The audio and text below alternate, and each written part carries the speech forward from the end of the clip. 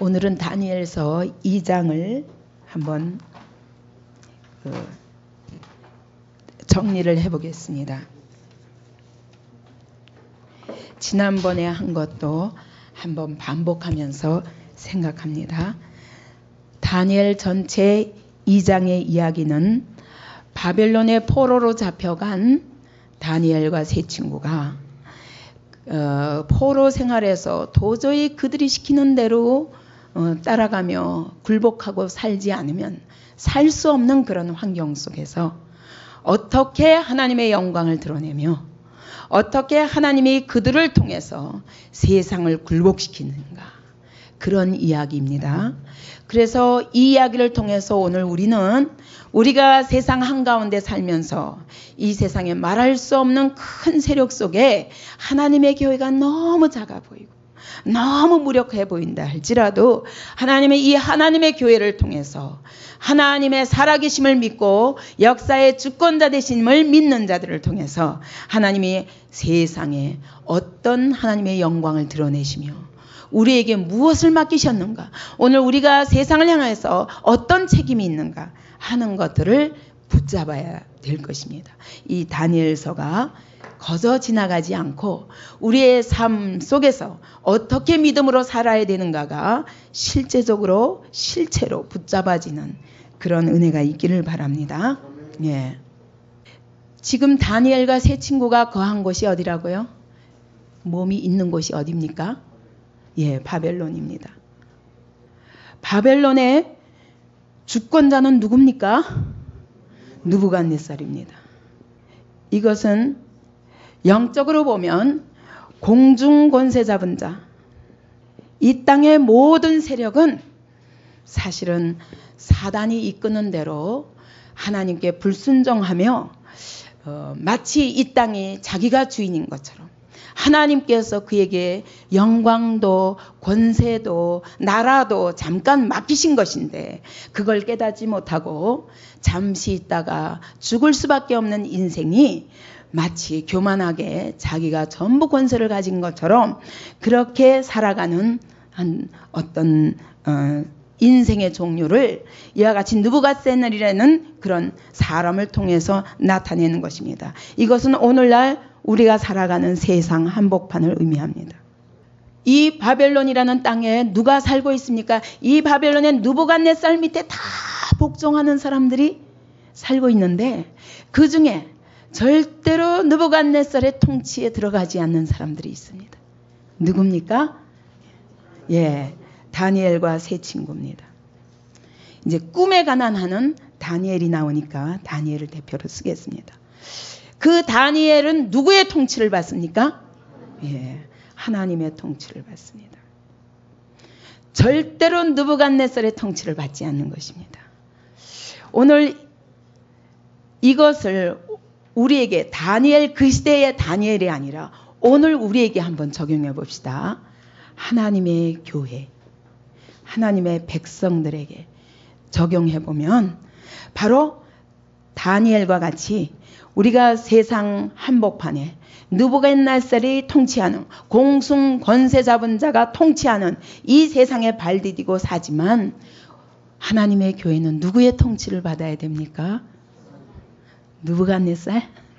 세상, 문화 아닙니다.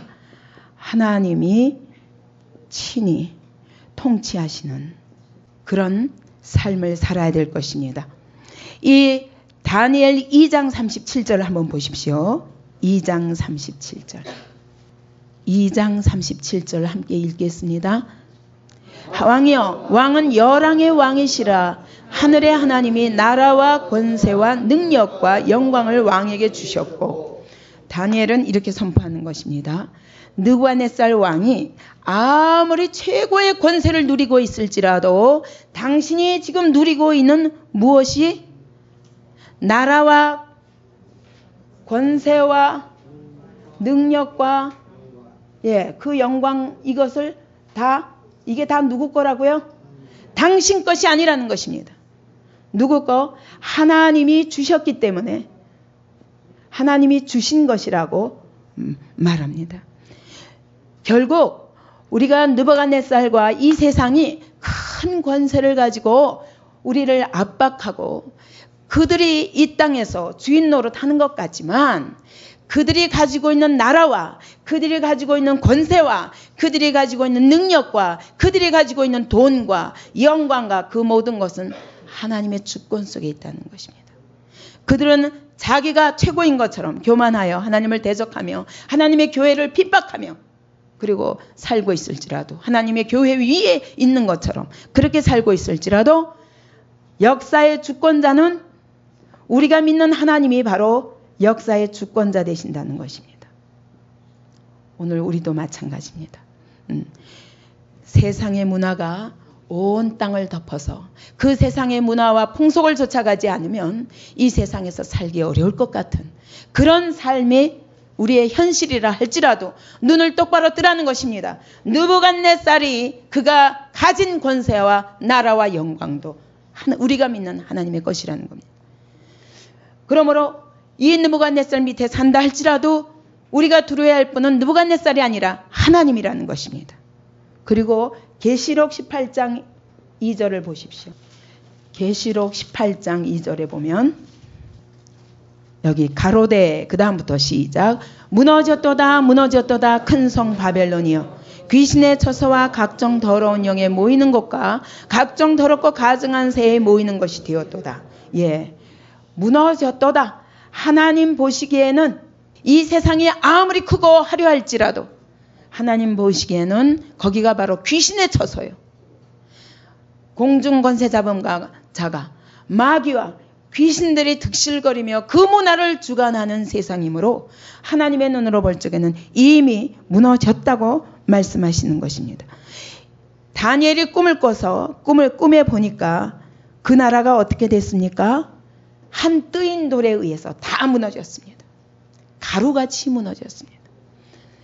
다니엘을 통해서 하나님은 그 느부갓네살의 그 바벨론 나라가 이미 무너진 나라인 것처럼 계시록에서 말씀하시는 것입니다.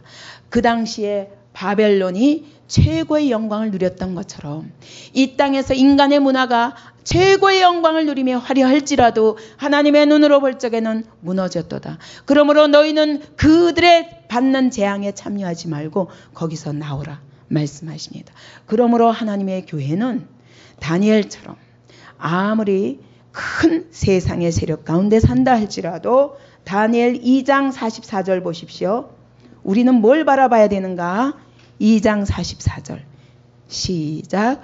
이 열왕의 때에 하늘의 하나님이 한 나라를 세우시리니 이것은 영원히 망하지도 아니할 것이요 그 국권이 다른 백성에게로 돌아가지도 아니할 것이요 도리어 이 모든 나라를 쳐서 멸하고 영원히 설 것이라. 그러므로 오늘 비록 바벨론의 포로의 신분으로 갔다 할지라도 그들이 주권을 가지고 우리는 따라가야 하는 그런 위치에 놓였다 할지라도 하나님의 눈으로 보면 이 나라는 이미 무너진 것이요 우리는 영원히 멸망하지 아니하는 하나님 나라 거기에 속한 자로서 하나님께서 오늘도 우리를 통치하고 계신다는 것입니다. 오늘 우리 하나님의 교회가 이런 자세로 다니엘과 같은 자세로 세상을 바라봅니까? 오늘 이런 자세로 하나님의 통치를 받으며 그분이 왕이 되사 이 세상 모든 만사에 대해서 그분의 주권제로 역사를 다스리시며 일하시는 그 하나님을 믿고 사십니까? 눈을 열어 보시기 바랍니다. 여러분 이번에 보니까 어떤 사람이 이러는 것 같아요. 나는 더 봤었어야 되는 것 같은데 덜 받은 것 같은데 황홀한 체험이 나한테는 저 사람보다는 적었던 것 같은데 혹시 이런 사람이 있습니까? 왜 황홀한 체험이 필요합니까? 왜? 눈 뜨라고 이 영원한 하나님의 나라를 이 땅에 발 디디고 살면서 그 영원한 하나님의 나라를 볼 수 있는 눈이 열리라고. 근데 여러분 황홀한 체험을 안 해도 다니엘서만 봐도 눈이 열립니다. 그 당시에 다니엘이 그가 믿고 그 하나님이 그를 통해서 영광을 나타내신 그 하나님이 그 시대에만 역사하셨습니까? 어제나 오늘이나 영원토록 동일하신 하나님이십니다. 다니엘에게 역사하셨던 그 하나님이 오늘 나의 하나님이라는 것을 믿는 것이 신앙입니다. 여러분, 그런 성령 체험들이 성령께서 오셔서 우리를 도와주시는 것은 이 눈을 열고 보지 못하는 그 하나님의 그 영광스러운 그 나라를 볼 수 있도록 눈을 열어주시고 하나님의 말씀이 믿어지도록 성령께서 도와주시는 것입니다. 이거 성경 없이도 여러분 성령 체험만 가지고 신앙생활 절대로 할 수 없는 것을 분명히 깨달으시기 바랍니다. 하나님이 어떻게 일하십니까? 우리를 통치하시는데 어떻게 통치하십니까? 오늘 무엇으로 통치하십니까? 칼로? 성령의 검이에요. 예, 검은 검인데 말씀의 검입니다. 말씀과 이 말씀을 깨닫고 그 말씀을 순종할 수 있도록 내게 적용할 수 있도록 하기 위해서 성령으로 오늘 하나님의 교회를 통치하시는데 말씀과 성령으로 통치하십니다. 그러므로 우리가 하나님의 말씀을 통해서 그렇구나. 다니엘의 그 하나님이 오늘도 영원토록 동일하신 하나님이기 때문에 오늘 이 시대에도 변함없이 일하시는구나. 이 하나님을 볼 수 있도록 하기 위해서 우리에게 성령 충만을 주시는 것입니다. 그러므로 이 말씀의 다스림을 받지 않으며 말씀을 통해서 다니엘의 시대 때 역사하신 하나님에 대해서 그거는 다니엘에게나 그렇게 일하셨지 나와 상관없다 그런다면 그거는 모든 체험이 헛겁니다. 우리는 다니엘서를 통해서 분명히 하나님이 오늘 하나님의 교회 속에 임하사 하나님이 말씀과 성령으로 우리를 통치하시며 그래서 어떻게 느부갓네살 앞에 세상 앞에 절대로 굴복하지 아니하고 하나님의 말씀의 통치를 받고 하나님의 성령의 통치를 받으며 하나님의 영광을 드러낼 자들로 우리를 부르셨다는 것을 믿으셔야 될 것입니다. 그럴 때 우리의 삶 속에서 하나님의 살아계신 역사가 나타나는 것입니다. 자, 그런데 느부갓네살 보세요. 권세를 가지면 뭐합니까? 능력을 가지면 뭐합니까? 잠시 그 왕자가 영광스러운 것 같지만 얼마나 미련한지 꿈을 꾸었습니다.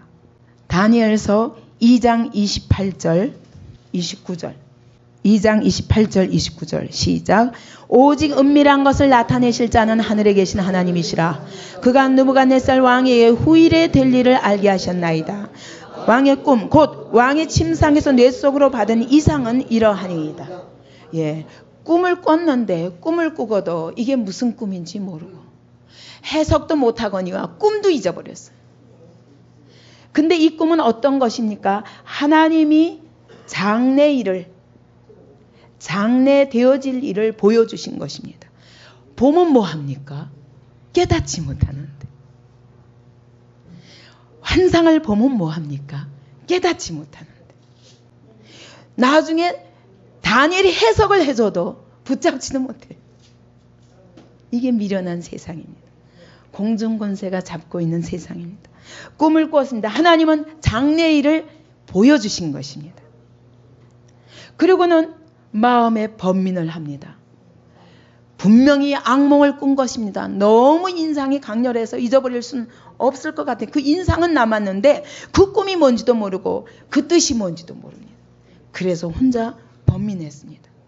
그러다가 도저히 안 되겠다. 그래서 이 꿈을 해석을 해달라고 누구한테 요구합니까? 갈대아의 술사들에게. 이 술사들은 어떤 사람들입니까? 점쟁이, 점성술, 갖가지 바벨론의 학문을 통해서 그렇게 왕에게 도움을 주는 그런 자문위원들입니다. 온 그 나라에 똑똑하다는 박사들은 다 모아놓은 사람들입니다. 그들을 불러서 해석을 해달라고 그랬습니다. 그랬더니 이 갈대아 술사들의 고백이 무엇입니까? 첫째, 뭐라 그럽니까? 10절. 2장 10절. 갈대아 술사들이 왕 앞에 대답하여 가로되 세상에는 왕의 그 일을 보일 자가 하나도 없으므로 크고 권력 있는 왕이 이런 것으로 박수에게나 술사에게나 술객에게나 갈대아 술사에게 물은 자가 절대로 있지 아니하였나이다. 왕이 물으신 것은 희한한 일입니다. 그러니까 한마디로 뭐예요? 이 꿈을 재생시켜줄 인간은 하나도 없다. 이거를 알 수 있는, 왕이 꾼 꿈을 알고 그것을 해석해 줄 수 있는, 왕이 꿈이나 말해주면 해석을 할 수 있지만 그 꿈도 얘기 안 해주고 해석해 달라고 그러니 그것을 알 수 있는 인간은 하나도 없다. 두 번째는 또 11절, 왕의 물으신 것이 하나니리라 하면서 육체와 함께 거하지 아니하는 신들 외에는, 육체와 함께 거하지 않는 신, 한마디로 인간들 사이에 있지 아니하는 저 초월하신 신 외에는 절대로 알 수 없습니다. 이렇게 고백했습니다. 그랬더니 느부갓네살이 어떻게 했습니까? 진노했습니다. 분통이 터져가지고 다 가서 죽이라고 그렇게 말했습니다. 12절에 보니까 바벨론 모든 박사를 다 멸하라 명하니라. 그래서 이 명으로 인해서 다 멸하라. 그래서 이 명에 의해서 다니엘도 죽을 수밖에 없는 위치에 놓여졌습니다. 자, 하나님이, 역사를 주관하시는 하나님이 보여줘도 깨닫지 못하고, 보아도 보지 못하고, 들어도 깨닫지 못하는도다. 이게 세상입니다.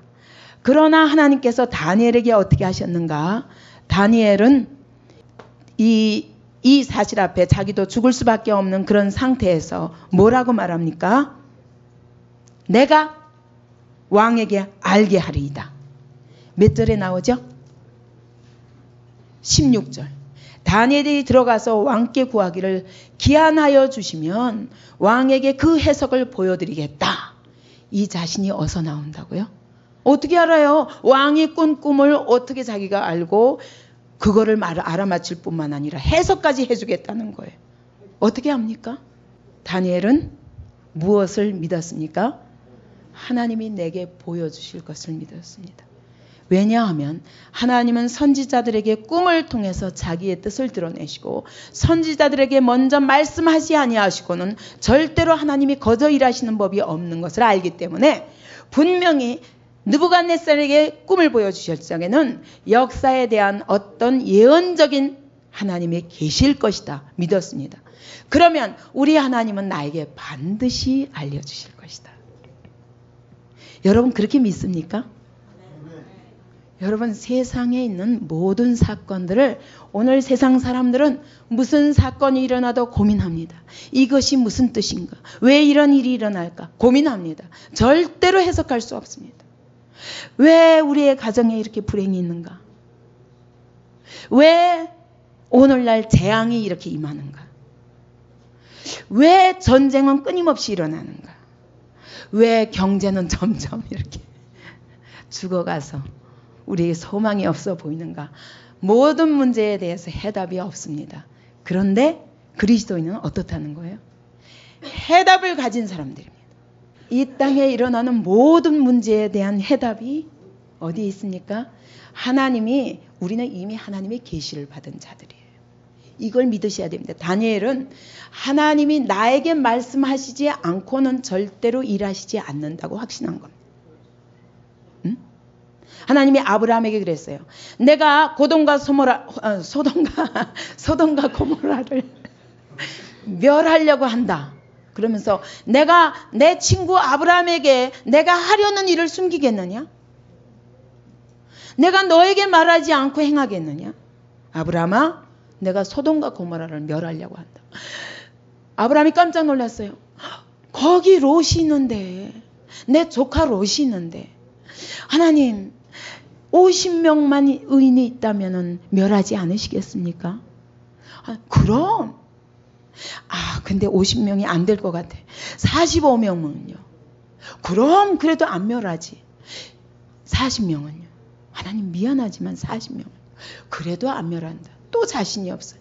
30명은요. 20명은요. 그래도 자신이 없는 거예요. 그러니까 나중에는 하나님이요. 정말 이번 한 번만 10명이면요. 그랬더니 하나님이 내가 10명만 있어도 멸하지 아니하리라. 아브라함이 급해가지고 제발 롯이라도 구원해달라고 그렇게 중보기도를 하게 됩니다. 하나님이 아브라함에게 알리지 않고는 내가 아무 일도 행하지 않겠다. 그만큼 아브라함을 가리켜서 성경은 뭐라고 말하냐면 하나님의 친구였다. 그렇게 말합니다. 여러분 정말 그렇게 사십니까? 하나님의 친구입니까? 왜 그러지? 친구가 아니면 원수입니까? 그것도 아니면 뭡니까? 우리에게 성경을 통해서 하나님이 자신에 대해서, 자신의 계획에 대해서, 자신의 성품에 대해서 다 계시해 주셨습니다. 다니엘은 하나님 앞에 묻기만 하면 자기에게 다 대답해 주실 수 있는 하나님으로 그렇게 하나님을 가까이 한 것입니다. 이것이 여러분 은사로 되는 겁니까? 뭘로 됩니까? 믿음으로 되는 것입니다. 하나님과의 교통이 늘 있었던 겁니다. 여러분 다니엘은 하나님이 은사를 주셨기 때문에 꿈을 해석할 수 있었다. 이렇게 해석하면 안 됩니다. 그게 아니라 하나님과 교통이 끊이지 않았던 거예요. 자기 삶 속에서 언제든지 무슨 문제만 생기면 아버지 기도하기만 하면 하나님이 그대로 응답하시는 거예요. 그런 삶을 늘 살아왔기 때문에 여러분 자기 아버지와 가까운 사람은 어때요? 그런 사람은 무슨 문제가 있으면 아버지한테 달려가면 된다는 거예요. 부자 아버지 가진 사람은 아버지한테 이거 하면 다 주셔. 이렇게 생각하는데 집을 나갔던 아들은 어떻게 해요? 문제가 생기면 아버지한테 가서 달라고 할 수가 없어요. 아버지와의 관계가 화목하지 못하니까. 그죠? 다니엘이 이와 같이 내가 보여드리겠나이다. 아니 아직 보지도 못했어요. 하나님이 보여주실지 안 주실지 몰라요. 그런데 그는 확신을 가지고 내가 보여드리겠나이다. 왕이요 잠깐 며칠만 주십시오. 저는 이렇게 하나님과 가까우면 이게 축복이 아닐까요? 어떤 상황에서도 하나님이 나에게 다 말씀해 주실 것을 그는 확신한 것입니다. 오늘 우리가 성경을 가지고 삽니다. 성경을 통해서 그때는 다니엘에게는 성경이 아니었습니다. 다니엘은 성경이 아니었어요. 꿈이나 환상이나 이런 것들을 통해서 하나님께서 자기의 사람들에게 계시해 주셨습니다. 늘 하나님이 꿈을 통해서 환상을 통해서 때로는 말씀을 통해서 직접 그렇게 해주시기 때문에 하나님과의 관계가 화목하니까 그는 전혀 의심치 않았습니다. 기도하면 돼. 그래서 이 느부갓네살은 번민했지만 다니엘은 어떻게 했습니까? 자, 제가 보여드리겠나이다. 이렇게 말하고서는 가서 어떻게 했어요? 세 친구에게 기도를 부탁했습니다. 합심하여 무엇이든지 구하면 하나님께서 주실 것을 믿었기 때문에 그래서 다니엘 2장 17절 18절을 보십시오. 이에 다니엘이 자기 집으로 돌아가서 그 동무 하나냐와 미사엘과 아사랴에게 그 일을 고하고 하늘에 계신 하나님이 이 은밀한 일에 대하여 긍휼히 여기사 자기 다니엘과 동무들이 바벨론의 다른 박사와 함께 죽임을 당하지 않게 하시기를 그들로 구하게 하니라. 그리고 하나님 앞에 함께 기도했습니다.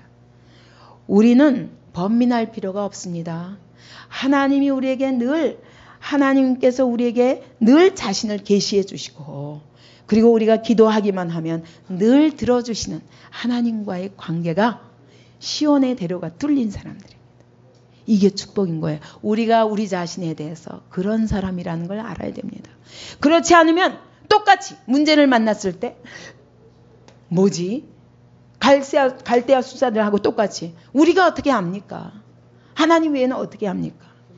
그런데 하나님 외에는 알 수 없는 건 분명하지만 감사하게도 우리는 하나님이 우리에게 자신을 늘 나타내 주시고 늘 가까이 하시고 말씀해 주시는 관계라니 이것이 힘인 거예요. 다니엘이 비록 느부갓네살 밑에서 그 바벨론의 포로로 살고 있지만 그렇게 당당하고 그렇게 담대할 수 있는 것은 이와 같이 하나님이 하나님과의 관계에서 늘 그분의 음성을 듣고 교통하고 기도를 통해서 교통할 수 있는 놀라운 권세를 가졌다는 것을 알기 때문에 어떤 상태에서도 자, 이 해석을 요구할 때 그는 말합니다. 내가 보여드리겠나이다. 여러분 옆에 문제를 만난 사람이 있을 때 여러분 어쩝니까? 아유 어떡하지? 나도 도와줄 힘이 없는데 혹시 그러지 않습니까? 응? 누가 문제를 만났을 때 옆에 사람 보면서 아 어떡하지? 같이 걱정하고 아이고 같이 눈물 흘려주고 그러는 존재가 아닙니다. 그리스도인들은. 내가 도와주겠다. 왜? 나의 하나님이 내가 기도할 때 내가 그분에게 하나님의 뜻을 물을 때 그분이 나를 가르쳐 주실 것이기 때문에 내가 도와주겠다. 이렇게 말할 수 있는 자들이라야 되는 겁니다. 바로 다니엘의 믿음이 그것입니다. 내가 보여드리겠나이다. 그리고 보여주었습니다. 다시 말하면 알 수 있는 인간은 하나도 없는데 우리는 할 수 있는 자들입니다. 왜 그렇습니까? 뭐가 다릅니까? 똑같은 인간인데. 인간 중에는 할 수 있는 인간이 없습니다. 신 외에는 할 수 있는 분이 없습니다. 그런데 우리가 할 수 있다는 건 뭘 의미합니까? 우리는 어떤 자들인가? 하나님과 교통하는 자. 오늘 하나님의 뜻을 알 수 있고 하나님의 마음을 알 수 있고 하나님의 마음을 움직일 수 있는 자입니다. 뭘 통해서? 기도를 통해서. 이게 놀라운 특권이에요. 바로 이런 하나님과의 관계 때문에 어떤 상황에 놓여도 느부갓네살이 여기에 금신상에게 절하지 아니하면 내가 풀문불에 던져놓다. 그래도 두려움이 없는 것입니다. 네가 하루에 기도 3번을 계속 그치지 않고 하면 내가 사자굴에 집어넣겠다. 그래도 문제가 없는 것입니다. 왜? 한 가지 이유 때문에. 하나님과의 교통 때문에. 그분이 나와 함께 하시고 오늘도 그분의 뜻을 나타내시고 내가 기도하기만 하면 그분이 오늘도 나를 통해서 일하셔서 내 문제만 아니라 세상의 모든 문제에 대해서 확실한 해답을 제공할 수 있는 자들이라는 거예요. 이 얼마나 놀라운 권세입니까? 우리가 다니엘서를 2700년 전에 다니엘이 그랬대. 그러고 끝나면 절대로 그건 성경을 읽는 자세가 아닙니다. 오늘 동일하신 하나님이 나와 함께 하시는 것을 믿으라는 것입니다. 예. 그래서 2장 19절 보겠습니다. 2장 19절 보니까 이 은밀한 것이 밤의 이상으로 다니엘에게 나타나 보이매 다니엘이 하늘에 계신 하나님을 찬송하니라. 그래서 다니엘은 여기서 하나님께 감사와 찬송을 올립니다. 그러면서 그때 하나님과 교통하는 자라는 것을 누구까지 압니까? 누구까지 압니까? 아, 다니엘이 하나님과 교통하는 자구나. 저 안에는 뭐가 있구나? 거룩한 신들의 영이 있구나. 4장 8절 9절. 벨드사살이라 이름한 자. 그의 안에는 거룩한 신들의 영이 있는 자라. 내가 그에게 꿈을 고하여 가로되 박수장 벨드사살아 네 안에는 거룩한 신들의 영이 있은즉 아무 은밀한 것이라도 내게는 어려울 것이 없는 줄을 내가 아노니 내 꿈에 본 이상의 해석을 내게 구하라. 그렇게 말합니다. 우리 보고 뭐라고요? 거룩한 신들의 영이 함께하는 자라. 오늘 하나님의 교회에는 이걸 오늘 말로 바꾸면 뭐예요? 성령이 내주하시고 그리고 인도하시고 우리의 삶 속에서 역사하시는 자라. 오늘 우리는 성경을 가진 자들입니다. 우리는 새 친구에게 기도를 부탁함으로 이 위기를 넉넉히 하나님께서 합심 기도를 통해서 해결해 주실 것을 믿는 것처럼 오늘 우리에게는 동일하게 무엇이 있습니까? 기도의 권세가 있습니다.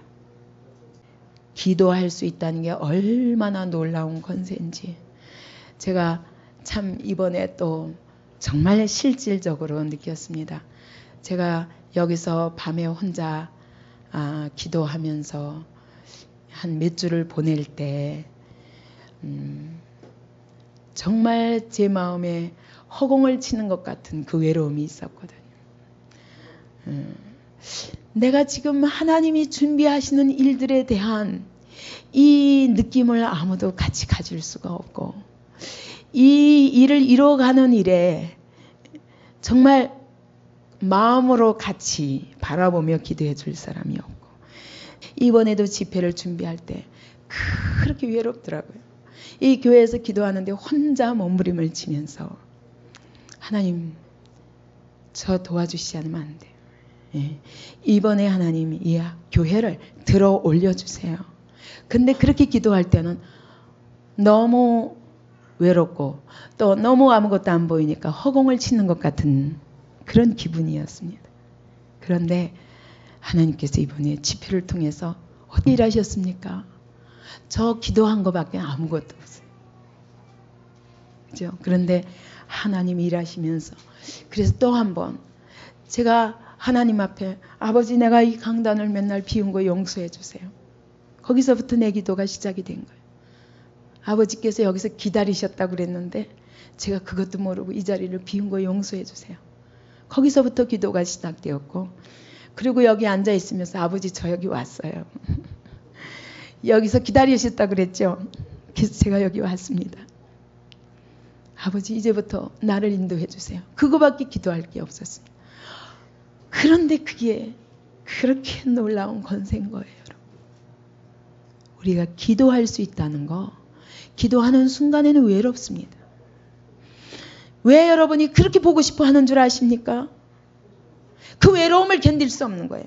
뭔가 나를 보는 것으로나 들려지는 것으로나 만져지는 것으로 내가 위로를 받고 싶어 하지 혹시 않습니까?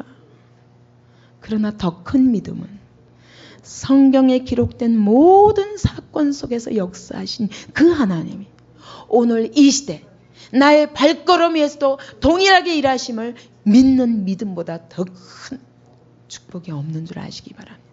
아무것도 안 보이는데 믿어지는 거예요. 아무것도 안 들리고 아무도 함께 할 사람이 없는데 하나님이 나와 함께 하심이 믿어지는 것, 이것이 최고의 축복인 줄 아십시오. 이번에 혹시 보지 못한 자가 있습니까? 그것 때문에 혹시 낙심합니까? 그건 믿음이 아닙니다. 여러분이 보고 보지 못해도 믿을 수 있는 믿음으로 하나님 믿어주시면 이미 성숙한 믿음입니다. 이 기도할 수 있는 권세가 얼마나 놀라운 권세인지 모릅니다. 여러분 아무것도 안 보여도 기도하시기 바랍니다. 아무것도 안 보여도 하나님의 말씀을 아멘으로 받으시기 바랍니다. 축복입니다. 우리는 기도의 권세를 가졌고 이미 성경을 통해서 하나님의 비밀, 하나님의 신비한 모든 세계에 대해서 성경을 통해서 다 계시를 받은 자들입니다.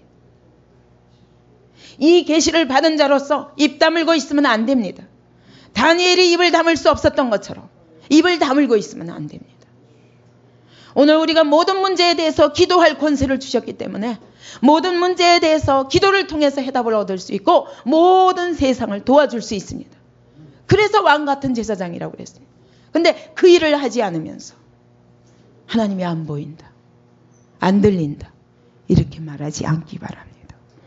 내가 보여드리겠나이다. 이게 뭘 의미합니까? 오늘 하나님의 교회에 뭘 의미합니까? 내가 다니엘처럼 이렇게 하도록 하나님이 우리에게 요구하십니다. 예? 무엇에 하나님이 요구하시는 겁니까? 예, 사명의 선교의 사명이 있습니다. 이 선교가 어떤 선교입니까? 성경을 계시해서 세상에 알려주고 기도를 통해서 세상에게 해답을 주고 기도를 통해서 세상의 구원을 위하여 기도하고 세상에 내가 도와주겠습니다. 모든 오늘도 공부한 사람들에게 내가 도와주겠습니다. 그렇게 말할 수 있는 자들이 되기 바랍니다. 오늘 제가 이 자리에 선 것은 제가 예수를 믿자마자 아무것도 모르는 초신자가 성경 한 번 읽고 저를 도와주는 사람도 없었습니다. 근데 한 가지, 누구든지 나는 돕고 싶더라고요. 왜? 예수를 모르고 걸어가는 사람 보면 시체가 걸어가는 것 같아요. 너무너무 안타까워. 어떻게 하면 저 사람이 생명을 얻을 수 있을까? 오늘도 막 죽어가는 고통 앞에, 죽음 앞에 막 괴로워하며 죽음을 두려워하며 질병을 앓고 있는 사람을 보면 어떻게 하면 내가 도와줄 수 있을까? 그것이 제 소원이었습니다. 그래서 아무것도 할 수 없는 제가, 초신자가 누가 아프다 그러면 일단 가는 겁니다. 하나님, 제가 혼자 가는 거 아니죠? 주님 저와 함께 하시죠? 저는 아무것도 할 수 없으니까 주님 앞서가세요. 제가 기도할 테니까 하나님 순종은 제가 할게요. 근데 저는 능력이 없으니까 주님이 하세요. 그러고 가는 거예요. 그러고 가서는 가는 때까지 기도합니다. 하나님, 저는 아무것도 못하니까 저 좀 도와주세요. 근데 그렇게 있는 것이 안타까운 거예요. 왜냐하면 하나님은 하실 수 있는데, 나는 못하지만 하나님이 하실 수 있는데, 저 사람이 하나님만 믿으면 해결되는데, 그것이 너무 안타까우니까 어떤 문제를 가진 사람이든 주님, 제가 가기는 가겠습니다. 근데 일은 주님이 해주세요. 이거 한 가지 가지고 걸음마다 갈 때마다 하나님이 그 자리에서 살아 역사하심을 경험하면서 제 믿음이 날마다 커지는 것입니다.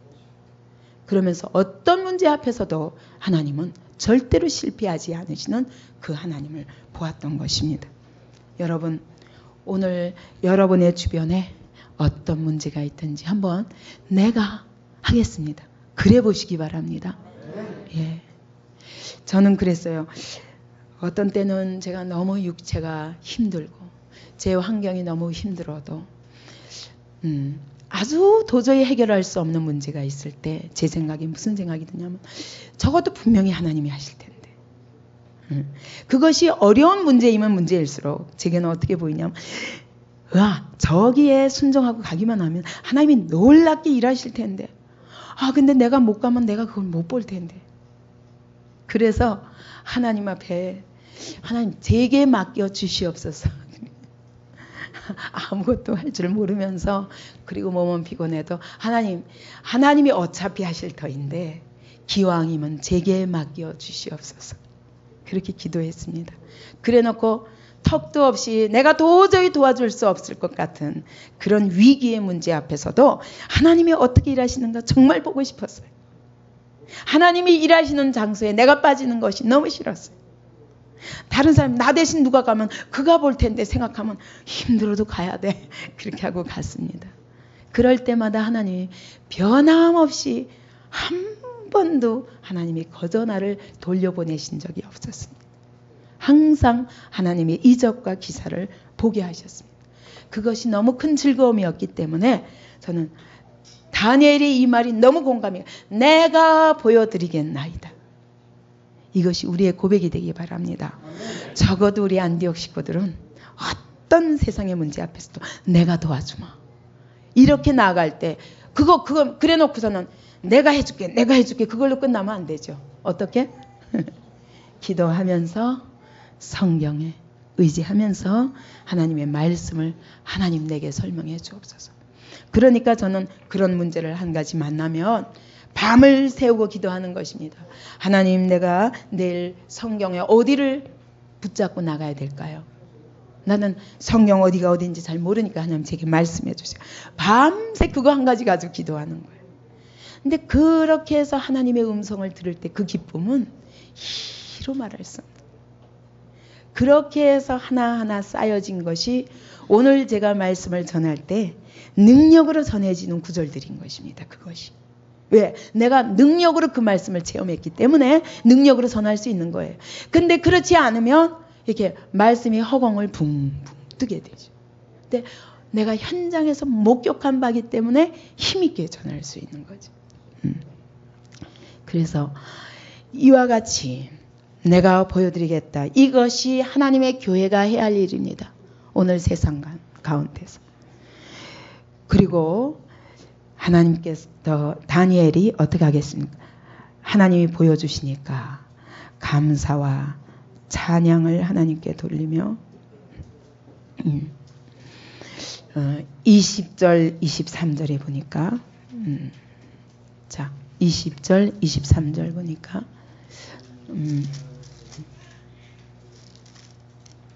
다니엘이 말하여 가로되 영원 무궁히 하나님의 이름을 찬송할 것은 지혜와 권능이 그에게 있음이로다. 그는 때와 기한을 변하시며 왕들을 패하시고 왕들을 세우시며 지혜자에게 지혜를 주시고 지식자에게 총명을 주시는도다. 그는 깊고 은밀한 일을 나타내시고 어두운 데 있는 것을 아시며 또 빛이 그와 함께 있도다. 나의 열조의 하나님이여, 주께서 이제 내게 지혜와 능력을 주시고 우리가 주께 구한 바 일을 내게 알게 하셨사오니 내가 주께 감사하고 주를 찬양하나이다. 곧 주께서 왕의 그 일을 내게 보이셨나이다 하니라. 아멘. 이게 무슨 말입니까? 만약 우리 같으면 이랬을 것 같아요. 꿈을 봤다. 쏜살같이 느부갓네살 왕이여, 내가 봤나이다. 내가 봤나이다. 그랬을 것 같은데 다니엘은 어쩜 이렇게 여유가 만만한지. 하나님이요, 모든 은밀한 것을 나타내시는 하나님이요, 왕을 세우기도 하시고 패하시기도 하시고 그냥 있는 대로 하나님을 찬양하는 것입니다. 지금 목숨이 코앞에 이렇게 달려있는데 그런데도 다니엘은 하나님을 찬양하는 일에 전심을 다해서 깊고 은밀한 일을 나타내신 하나님, 때와 기한을 다 그분 손에, 하나님의 이름을 찬송할 것은 지혜와 권능이 그에게 있습니다. 하나님은 지혜자에게 지혜를 주시고 또 지식자에게 총명을 주시는도다. 다니엘이 이 바벨론 한가운데 살면서 그렇게 느부갓네살 앞에 담대할 수 있는 것은 무엇 때문에? 이런 믿음이 있기 때문에요. 지혜자에게 계시를 주시고 친히 지식과 총명을 주시며 왕을 세우기도 하시고 패하시기도 하시고. 그가 볼 적엔 느부갓네살은 아무것도 아닌 것입니다. 하나님이 그의 머리를 붙잡고 올려놨다가 내려놓으셨다가 마음대로 하는 분이, 그분이 나와 가까운데 느부갓네살이 뭐가 무섭겠습니까? 이렇게 하나님이 나와 함께 하시며 그 하나님에 대하여 담대할 수 있는 사람이 힘 있는 사람입니다. 세상에 어떤 것도 두려워하지 않게 됩니다. 그래서 그는 세상에 대해서 꿈을 선포합니다. 계시를, 하나님의 계시에 대해서 선포합니다. 뭐라고 선포합니까? 첫째, 37절, 38절. 왕이여, 왕은 열왕의 왕이시라. 하늘의 하나님이 나라와 권세와 능력과 영광을 왕에게 주셨고, 그러니까 왕이 교만하지 말라는 것입니다. 당신이 가지고 있는 능력과 영광과 나라와 권세가 다 하나님이 당신에게 주신 것이지 당신 것이 아닙니다.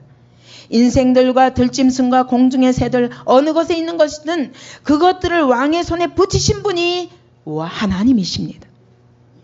그렇게 말하면서 그 다음에 39절부터 43절에 보니까 왕의 후에 왕만 못한 다른 나라가 이뤄갈 것이요. 그러니까 이 말은 무슨 말이에요? 왕의 나라가 아무리 정금같이 화려할지라도 속히 망할 것입니다. 담대히 선포하는 것입니다. 왕의 나라는 절대로 영원하지 않습니다. 왕의 나라는 무너질 것입니다. 왕의 나라 후에 또 다른 나라가 올 것이고 그 나라 후에 또 다른 나라가 올 것이고 그 후에 또 다른 나라가 올 것입니다. 그러나 산에서 뛴 돌과 같은 그 돌이 날아와서 무너뜨릴 것입니다. 그 돌이 온 태산을 이루어 영원히 망하지 아니하는 하나님의 나라를 세울 것입니다. 이게 선포의 내용이에요. 다니엘이 선포한 게 꿈을 해석한 게 적당히 뭐가 아니에요. 그가 선포한 내용은 왕이 오늘 누리는 권세는 왕의 것이 아니요 하나님이 주신 것이요. 그러나 그것은 영원하지 않습니다. 속히 망할 것입니다. 그 다음 다른 나라가 올 것이고 다른 나라가 올 것이고 다른 나라가 올 것입니다. 역사는 계속 변합니다. 당신의 나라는 절대로 영원하지 않습니다. 그러나 한 뜨일링돌과 같이 예수 그리스도께서 이 땅에 오실 때에 이 땅의 모든 나라를 무너뜨리고 결단코 무너지지 아니하는 영원한 하나님의 나라를 세우실 것입니다. 이게 선포의 내용이에요. 다니엘이 계시하신 이 선포의 내용은 한마디로 뭐예요? 그리스도의 나라입니다. 그리스도께서 오실 영원한 하나님의 나라, 그 나라 앞에 겸손하십시오. 당신이 가진 권세는 잠깐이요. 멸망할 것입니다. 담대하게 그리스도의 나라에 대해 선포하는 것입니다. 오늘 하나님의 교회가 선포해야 될 것이 무엇입니까? 성령이 내주하시며 인도하시며 역사하셔서 그래서 내가 이렇게 능력이 있다 그걸 자랑합니까? 아닙니다. 그리스도의 왕국이라는 건 뭡니까? 그리스도의 나라란 또 다른 말로 이 땅은 무너질 것입니다. 영원히 무너지지 않는 새 하늘과 새 땅이 올 것입니다. 빨리 회개하고 예수 믿으세요. 예수 믿지 않으면 그날에 가지 못합니다. 이 땅에 다 무너지는 것들과 함께 영원히 지옥에 떨어질 것입니다. 그 말이에요. 오늘 하나님의 교회가 선포해야 할 내용입니다. 다니엘이 선포한 내용. 감히 그 당시에 느부갓네살 최고의 권세를 가진 느부갓네살 앞에서 담대하게 이 세상 나라의 허무함과 하나님의 나라 그리스도의 왕국을 선포하면서 영원히 무너지지 않는 그 그리스도의 나라를 바라보라고 겸손하라고 말하는 것입니다. 그런데 느부갓네살의 반응이 너무 놀랍지 않습니까? 어떻게 했습니까? 이에 느부갓네살 왕이 어떻게 해요? 엎드려 다니엘에게 절했다고 그랬습니다. 다니엘이 하나님의 말씀을 선포할 때에 그가 말씀은 안 받았는데 다니엘의 그 권세를 보고 놀란 것입니다. 시편 82편 6절을 한번 보시겠습니까? 시편에 우리 보고 뭐라고 말씀하셨는가? 왜 다니엘 앞에 이와 같이 느부갓네살이 엎드려 절까지 하고 온 선물과 예물을 다 주었을까요? 82편 6절입니다. 내가 말하기를 너희는 신들이며 다 지존자의 아들들이라 하였으나 우리를 보고 뭐라 그럽니까? 신들이라고 말합니다. 왜 이런 말을 들을 수 있습니까? 우리가 어떻게 이런 말을 들을 수 있습니까? 우리가 어떻게 신들이 될 수 있습니까?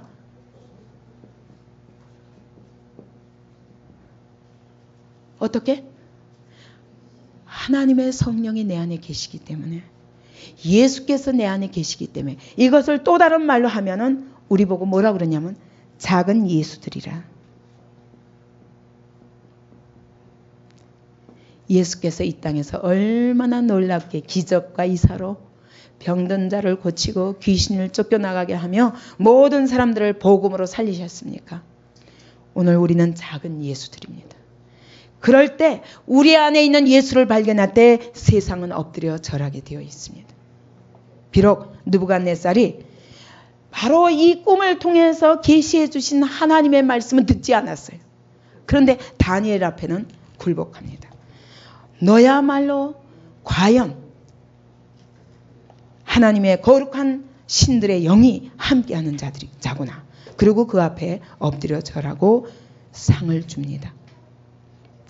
그러니까 이 느부갓네살과 같이 우리가 꿈을 보고도 그 꿈을 통해서 하나님이 우리에게 주신 계시의 그 내용, 우리에게 말씀하시고 싶은 그 계시의 내용, 그것을 붙잡지 못하면 우리가 보는 것과 만져지는 모든 것들이 헛된 것입니다. 그러면 계시의 내용이 무엇입니까? 계시의 내용이 무엇입니까? 성경이에요, 성경. 여러분, 모든 은혜와 은사가 무엇을 위해서? 하나님의 말씀을 바로 믿고 그분을 의지하고 순종하고 살 수 있도록 하기 위하여 우리에게 갖가지 은사를 부어주시는 것입니다. 그러므로 여러분 이번에 은혜를 받으셨습니까? 그러면 그것이 무엇으로 나타나야 되냐면 하나님의 말씀을 믿고 순종하는 것으로 나타나야 진정한 은혜입니다. 그때 놀라운 권세로 하나님이 우리를 통해서 일하십니다. 다니엘의 입에서 나온 그 말씀 앞에 느부갓네살이 그냥 엎드려 절해버렸습니다. 그가 어떤 왕인데, 천하를 굴복시키는 왕인데 그 앞에 엎드려 절합니다. 이와 같은 하나님의 말씀이 내 안에 살아계셔서 이 말씀이 선포될 때 다른 사람에게 생명으로 나아가고 하나님의 권세로 나아가는 그런 하나님의 사람들이 되기 바랍니다. 그렇게 하려면 내 삶 속에 그 말씀에 대한 절대적인 순종과 그 말씀에 대한 전폭적인 헌신이 없으면 권세가 나가지 않습니다. 근데 우리가 다른 능력을 구하면서 하나님의 말씀에는 굴복하지 않으려는 것은 어리석은 것입니다. 마귀가 우리를 속이는 것입니다. 느부갓네살조차도 다니엘 안에서 살아 역사하시는 하나님이 두려웠던 것입니다. 그래서 그는 뭐라고 대답합니까? 47절 보니까 왕이 다니엘에게 이렇게 대답합니다. 너희 하나님은 참으로 모든 신의 신이시오. 정말 신 중에 으뜸가는 신이구나. 이렇게 고백합니다. 모든 왕의 주제시로다. 아, 왕을 세우시기도 하고 폐하시기도 하고 정말 모든 왕 중에 최고의 왕이시구나. 또 거기다가 너희 하나님은 진짜 은밀한 모든 것을 다 나타내시는 분이구나. 이런 고백을 합니다. 근데 이런 고백을 해놓고 자기는 어때요? 안 믿어요. 안 믿어요. 고백은 했는데 안 믿어요. 본 것을 인하여 놀라면서 고백은 했는데 그 다음에 믿지 않는 것입니다. 그래서 우리의 신앙이 고백하고 순종이 없으면 느부갓네살 같은 믿음입니다. 이것을 가리켜서 성경은 귀신 같은 믿음이라고 말합니다. 왜냐하면 하나님을 두려워 떨기는 하는데 순종은 안 하는 거예요. 그런 믿음이 아니라 하나님의 음성 한마디에도 굴복하며 두려워 떨며 순종하는 그런 믿음을 갖기 바랍니다. 왕이 이에 다니엘을 어떻게 했습니까? 다니엘을 높여 그를 선물을 많이 주며 그 다음에 온 땅 바벨론을 다스리게 하시며 그 다음에 모든 박사들의 어른으로 세웠습니다. 그러니까 바벨론 온 땅에 다니엘보다 왕 다음에 다니엘이고 그 다니엘보다 더 높은 자가 없었다는 것입니다. 하나님이 왕이 이와 같이 높이니까 그러니까 얼마나 다른 사람들이 다니엘을 두려워했겠습니까? 그래서 그 다음에 이제 3장에 가면은 이 느부갓네살이 분명히 하나님의 음성을 듣고 또 다니엘을 통해서 듣고도 이걸 또 큰 신상을 만들잖아요. 도무지 이런 꿈을 꾸고 이 꿈에 대해서 다니엘의 해석을 듣고도 왜 동상을 세웠을까? 거기에 대해서 여러 신학자들이 추측하는 중에 아주 재미있는 추측이 있어요. 분명히 이 느부갓네살 왕이 모든 사람들 보는 앞에서 다니엘에게 절도 했죠. 거기다가 다니엘을 온도에서 최고로 높은 자리에 세웠죠. 모든 박사들을 그러니까 바벨론의 모든 똑똑한 박사들의 맨 꼭대기에 세웠죠.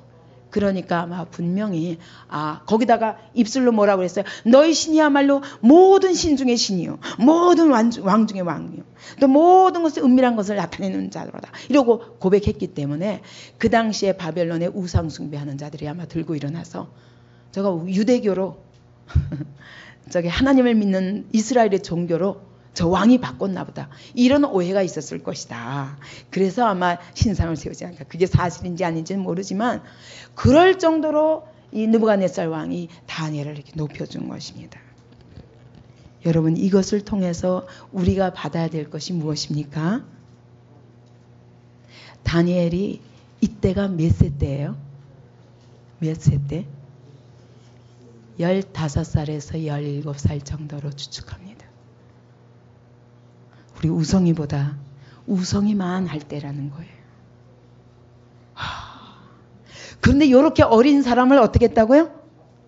바벨론 온도의 최고의 총리의 자리에 세우고 모든 박사들 위에 이 어린아이를 어른으로 세웠다는 것입니다. 왜? 이유가 뭡니까? 이유가 뭡니까? 에? 예, 하나님과 교통함으로 인해서 하나님과 통하는 자인 거예요. 하나님의 마음, 하나님의 뜻을 알고 하나님의 모든 말씀을 그대로 전할 수 있는 자이기 때문에 이렇게 하나님이 높이신 것입니다. 근데 참 부럽지 않습니까? 10몇 살 때에 이런 각오를 한 것입니다. 근데 다니엘의 이러한 삶이 언제부터 시작된 것입니까? 바벨론에 들어가서 왕의 진미를 먹을 때 그는 이미 뜻을 세웠습니다. 얼마든지 왕의 진미 먹어도 돼요. 그죠? 그 먹고 마시는 거 가지고 얼마든지 그러지 않아도 큰 죄가 아닐 수도 있는데, 다니엘은 내가 왕의 진미와 포도주로 결단코 나를 더럽히지 아니하리라 하고 뜻을 정하여, 그것이 다니엘의 시작이었다. 만약 왕의 진미를 그냥 받아들였으면 그 다음에 또 금신상에게 절하는 문제 앞에서도 또 받아들여야 되냐 마냐 가지고 매우 고민했었을 것입니다. 그죠? 또 그 다음 시험 앞에 그러다가 에라 모르겠다 그러고 다 포기했을 겁니다.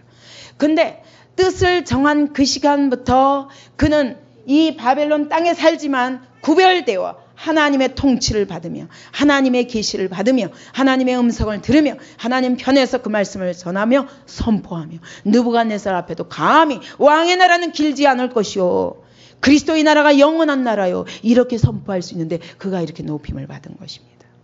그러니까 이와 같이 세상 한가운데서 절대로 세상과 타협하지 아니하고 뜻을 정한 그 시간부터 하나님이 다니엘의 편이 되어 주신 것입니다. 그래서 결과적으로 보면은 사실은 느부갓네살 앞에 감히 왕의 나라가 속히 멸할 것이요 그랬을 때 그 앞에 죽음이 왔을 수도 있습니다. 그것까지도 각오하고 선포한 것입니다. 그와 같이 하나님의 편에 섰기 때문에 하나님이 그의 편이 되어 주신 것입니다. 그랬을 때 얼마나 그를 영광스럽게 높이셨는지. 만약 다니엘이 그때 뜻을 정하지 않았으면 역사 속에 어디 바벨론의 포로로 잡혀간 사람이 다니엘뿐입니까? 세 친구뿐입니까? 수많은 사람들이 있었습니다. 다니엘이 뜻을 정하지 아니하였더라면 그 많은 사람들과 똑같이 역사 속에 그대로 묻혀버렸을 것입니다. 그러나 그가 뜻을 정한 그 시간부터 하나님은 다니엘의 편이 되어주사 이 바벨론 한가운데서 하나님의 나라의 위력이 어떠한가를 다니엘을 통해서 나타내기를 원하셨습니다. 오늘 우리도 마찬가지입니다. 우리가 세상 속에 바벨론과 같은 세상 속에 살고 있는 하나님의 교회입니다. 그러나 우리가 하나님이 오늘 하나님의 교회 속에서 말씀과 성령을 통해서 역사하심을 믿으십니까? 그래서 어떤 문제 앞에서도 오직 하나님의 말씀을 의뢰하고 기도로 하나님께 부탁하고 오늘 우리가 세상에 대하여 복음을 전하고 하나님의 계시를 선포해야 할 사명을 가진 자로서 사십니까? 대답이 없어요. 예, 이게 바뀌기 바랍니다. 예, 그래 내가 선 그곳에서 이와 같은 자세로 살 때 성령께서 내주하시며 인도하시며 역사하셔서 오늘도 성경을 통하여 하나님의 계시를 우리에게 알려주시고 모든 세상 사건들에 대해서 하나님의 편에서 선포하게 하시고 세상 한가운데 살지만 뜻을 정할 때 하나님이 내 편이 되어주사 이 세상 한가운데서 어떤 별명을 갖게 되냐? 신들이라는 이름을 갖게 되는 것입니다. 작은 예수들이라는 이름을 갖게 되는 것입니다. 우리 안디옥 모든 성도가 이런 별명을 가지시기 바랍니다. 요셉에게도 그랬습니다. 애굽 왕이 요셉이 꿈을 해석하고 그도 애굽 땅에서 총리로 굉장히 오랫동안 쓰임 받았습니다. 그런데 그 요셉을 애굽 왕이 바로가 뭐라고 불렀냐면 사브낫바네아라고 불렀습니다. 그 뜻이 뭐냐면 비밀의 계시자라는 뜻입니다. 여러분 오늘 그리스도인들은 비밀의 계시자들입니다. 오늘 우리가 가진 복음이 어떤 복음인지 아십니까? 이 복음이 어떻게 죽어가는 영혼들을 살릴 수 있으며 이 복음이 오늘도 죽어가는 세상을 살릴 수 있으며 오늘 이 복음을 통해서 세상이 미련한 세상에 눈을 열어서 살아계신 하나님을 보게 하는 그 어마어마한 권세를 우리는 받았습니다. 우리 크리스토퍼가 처음에 오실 적에는 이제 마지막 날에는 하루 정도는 관광을 하시겠습니다. 그랬습니다. 그래서 물론 당연하죠. 이렇게 생각하고 저희도 그렇게 준비하려고 그랬습니다. 근데 첫날 딱 공부하더니 관광 싫습니다. 계속 공부해 주세요. 오늘 또 끝났는데 저녁에 또 있습니까? 피곤을 모르시더라고요. 저렇게 말씀을 사모하실 수가 없어요. 너무너무 감사하고 이것이 하나님의 말씀의 권능이요. 그 말씀이 지식으로가 아니라 자기 안에서 생명으로 역사하시는 것을 느끼니까 사실 오늘은 회개에 대해서 했는데 너무너무 기뻐하시는 거예요. 너무 기뻐하는 게 그 영이. 내가 이제서야 새 삶을 살 수 있겠다고. 예. 이것이 하나님의 말씀이 오늘 이와 같이 모든 어둠 가운데 있는 자들을 이와 같이 살리고 세상에게 확실한 꿈의 해석을 줄 수 있는 권세를 우린 가진 자들입니다. 얼마나 놀라운 하나님이 우리에게 하나님의 계시를 맡은 자들로서 세상 앞에 하나님의 살아계심과 그분의 영광을 나타낼 자들로 우리를 부르셨다는 것에 대해서 영광스럽게 생각하고 어찌하면 내가 이 말씀을 밝히 드러낼까? 어찌하면 내가 기도를 통해서 주님과 가까운 사람이 될까? 날마다 동행하는 가운데 어떤 자리에 놓이든지 바로 이 하나님과 함께 하면서 세상에 내 안에서 역사하시는 그 하나님을 드러낼까? 이것을 이제 소망하고 그렇게 준비하는 우리 안디옥 모든 성도들이 되기 바랍니다. 그래서 이 시대의 다니엘들로 이렇게 쓰임받는 우리 모두가 되길 바랍니다.